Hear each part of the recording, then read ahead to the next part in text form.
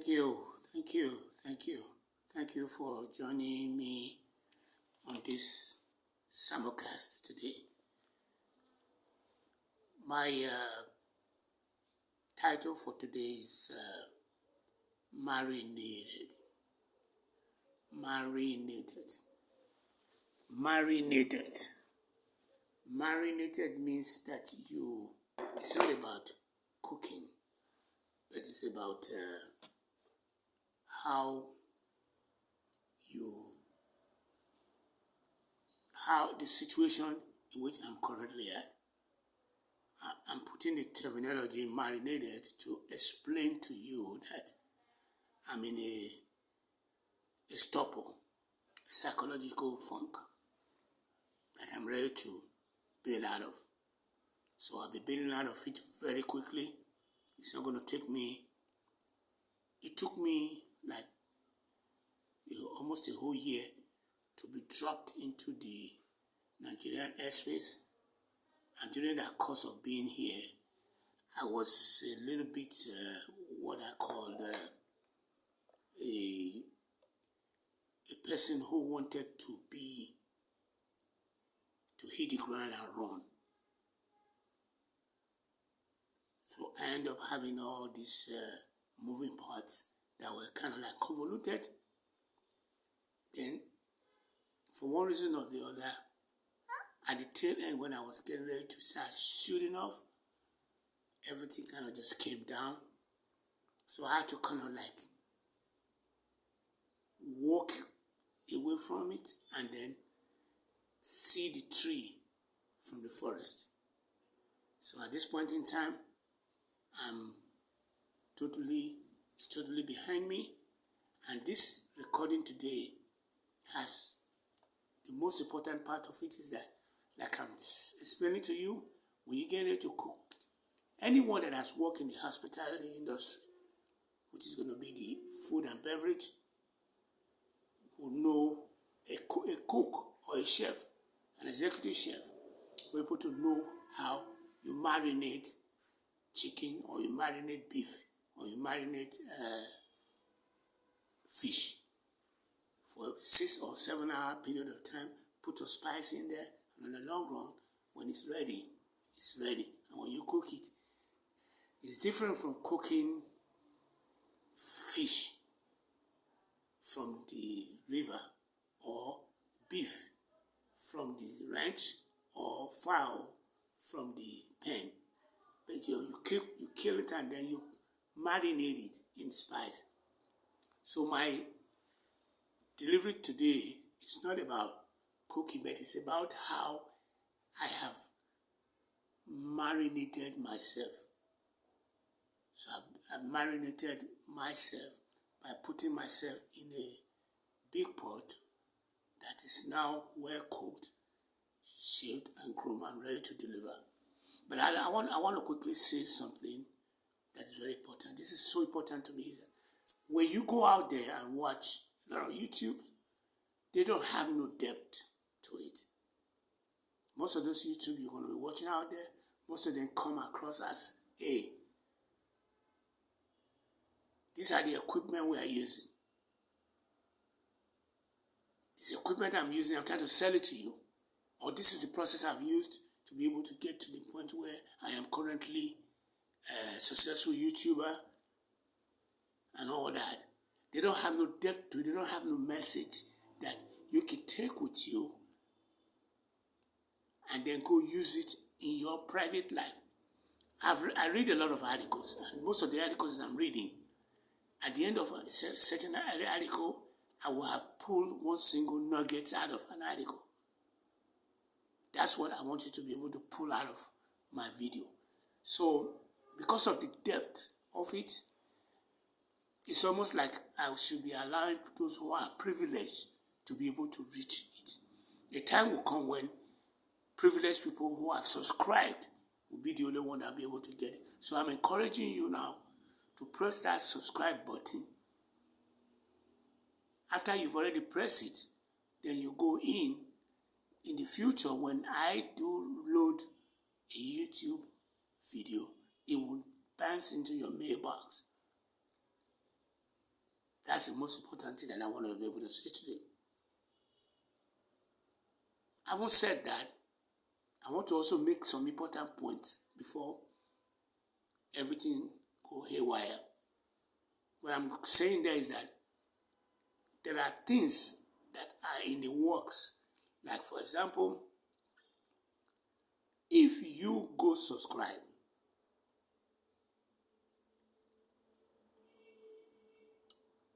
and my number goes up, there's a likelihood that the project will have a life of its own. Don't forget the core message that we are fighting here. We're fighting for the depth of Nigeria. We're fighting for the soul of Nigeria, the soul of Nigeria. How the country is in the turbulence. It's not something that we started yesterday. This has been with us over 8 billion light years back, or 8 trillion carbon dating. So, having said that, let me quickly run into something that I said will benefit you today. One, you would benefit by subscribing. You also benefit by remembering my phone number, which is going to be 234 070 3362 7981. I went too fast. Let me go back. 234 is the Nigerian code. 070 3362 7981. I am simulcasting from Azimi, AZIMI KOKO 5 at gmail.com. Like I said from the very beginning, I was in a funk, psychological funk, because everything I was trying to fetch a life at a blow. That's one of the things that I want to be able to tell you guys. Don't do what I did here. I have a tendency to do this. Anytime I'm in a project, anytime I'm in a new situation, I always fetch the life at a blow. What I mean by that is that, for example, if I go into a school today, or let's assume, let me take for example, when I went to Western Illinois University in Macomb, Illinois, the first thing I did was to write off all the Nigerians that was around my periphery. I ended up taking the whole system. Instead of carrying on my shoulder, I was carrying on my head. When it crashed, I got thrown into probation in my first semester. Second semester, I was still on probation. Third semester, I was on suspension. And later on, I was able to bounce out of it. I felt much better because I took that risk. So that's what I did when I came back to Nigerian airspace. I tried to fetch life at the door, and I was fighting with myself, and I was holding people who are within my periphery that could have been able to be of benefit to me. I sent them away, send them into the oblivion. And I started carrying the whole load on my own.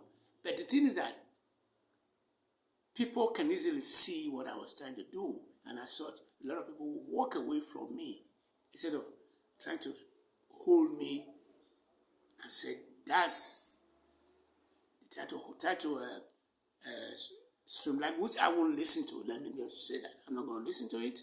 If you try to make me to become more responsible, I'm not going to listen to it. So, a lot of people don't waste no time because they will feel that, hey, he don't listen. We already know that somebody like the person currently running America doesn't listen to anybody. He's one of a kind. He's one of those epitomizers who destroyed us. And I thought, I can point my finger at them, and I'm not going to listen to them. And I'm going to try and push Nigeria into one little corner. And the corner that I personally agree on is not for me to go out there now and sell my book to you. I have 2 books, and both of them have the same message. How do you make Nigeria work during our lifetime? First of all, one was God to guide us, and the other one is Dream Beyond Border, turning vision into reality. So if you're dreaming about Nigeria, you should be able to dream beyond the border, the 4 wall of the Nigerian system, and be able to dial into Dubai, dial into Afghanistan, dial into South Africa, dial into the United States, dial into Canada, Australia, so that you are not a local champion, local god. So let me open that up and push that to the side and follow through what I said I was going to do. What is in there for you? It's the only thing that is going to matter to this broadcast today. And as soon as I can be able to elaborate that, then I can call it a day and go and see whether I can download it, upload the clip. What is in there for you is that I want you to go and know that I'm going to need your help to keep Nigeria going. That's not, I can't carry that load on my own. And when I said I'm going to need your help to carry Nigeria going forward, I have fundamentally believed that my duty, or the reason why I was put on this world, is going to be able to hold those who are holding the system back responsible. It's already been done on a very wide range, because if you read any article out there right now about Nigeria and the way the articles are, people are chewing themselves up. They are eating themselves alive. They come up with what they call a single issue blog sphere, and they walk away from it. That single issue does not in any way solve the problem of Nigeria. What will solve the problem of Nigeria is the ability for me to be able to identify the benefit for you, who is my fan base. When I identify my fan base, then I build what you call a cadre from ground zero. Most of my vocabularies are American vocabularies, but they are vocabularies you can always go in and Google them, and you will be able to find out what it means. The only people that can really copy them are going to be people like Tiku, who's a lawyer, who stays in Dubai he doesn't come to Nigeria. He's only here to come around for the presidency.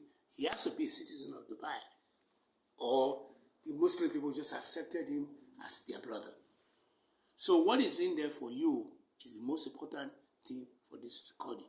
What is in there for you is that no matter what pain point you have, I have your solution to that pain point.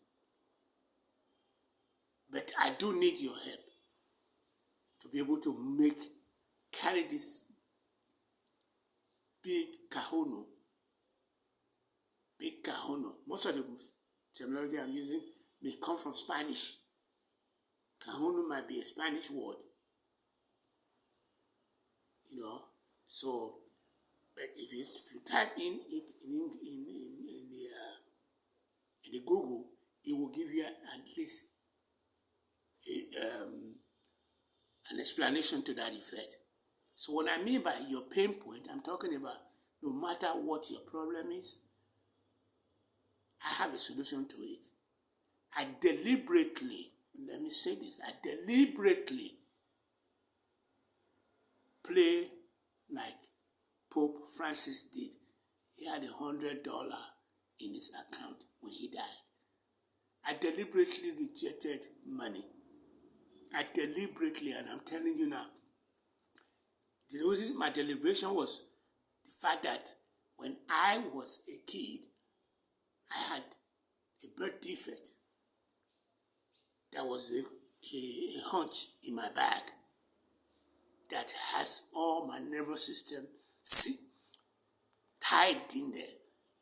That hunch in my back, because I was a little kid, it was kind of fluid. it wasn't congealed. So it gives me the flag, exacerbated my memory flag, and started messing with my attention deficit disorder.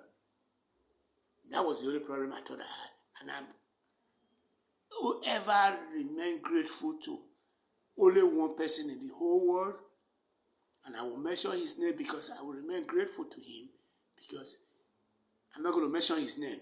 But what I do notice is that he was the only one who was able to find out that I need to, he was always telling me, cool down, David, cool down, cool down. He didn't say settle down, and he didn't simmer down. He didn't say calm down. He said cool down, and I appreciate that big word that he was using around me. Not only that, at the time of when I was in dying need, he was still his family that I had to turn to, that gave me that sponsored me to go to America. But I didn't know that when I get there, I was going to be taking care of myself. I thought he sponsored me, and there was this propaganda that was put together in America that says America was full of the land of gold. But I did not buy into it. But when I got there, I saw how bad the place was. I made it more bad, from bad to invadination. I make it worse. I turned it into what you call a grave. I went into grave. I went grave. When you say somebody went grave, it means that he's dead and it's 6 feet under. I did exactly what Asiwaju did when he was dead. And I'm back into Nigerian airspace. I am fundamentally telling you today that based on what I did there, and based on the fact that I've come into airspace, and I was talking to a friend of mine yesterday, not really a friend of mine, somebody that a friend of mine wants me to meet. They're constantly pushing me to broaden my horizon and meet a lot of people. And I said no. And I went in and write a book. And I've just finished the book. And the next bottleneck was my phone, which somebody gave to me for free. I have my phone I brought from America. But when they gave me my free phone, I thought that was going to help with my problem. Only to find out that it was causing me a lot of pain. And I did tell the person, I want to get rid of it. But the person said, I'll get back to you. It took me almost 11 months to go and buy a phone. When I paid for that phone, I paid arm and leg for it because I wanted the best phone. And I was also in trust with the person who made the recommendation. But what he didn't know, or he didn't know, was that my back was against the wall in terms of how much I was going to be able to spend. But I did spend it, and I'm happy I have a better phone today. I'm still recording with my old phone, let me say that. So you know now, and with time, there's going to be a lot of people viewing my recording. But what I want you to gain today in this recording is that I have marinated myself. Marinated myself means that I tried to fetch life at a blow, and it came the analogy to the explanation of marinated fish, meat, or chicken is that you cut those meat and put it in a big bowl, spice it up and everything, leave it for 6 or 7 hours inside the refrigerator. When you bring it out, you come and fix it and cook it. It will taste different from all those meat that you will buy from the market, which I think that's what they're doing in Nigeria. And I don't think unless these big hotels or big establishments are the one that goes through that kind of process. So I am marinated right now, and I'm ready to get cooked. Throw me on the grill, throw me on the fry pan, by stir frying, throw me on the oven, steam me up, and I will come out smelling like roses. I'm going to try and wind things up there, and then see that I don't go too far. I want to thank you for your listening, and I'm ever remain grateful. And I've already done 20 minutes. Thank you for your support.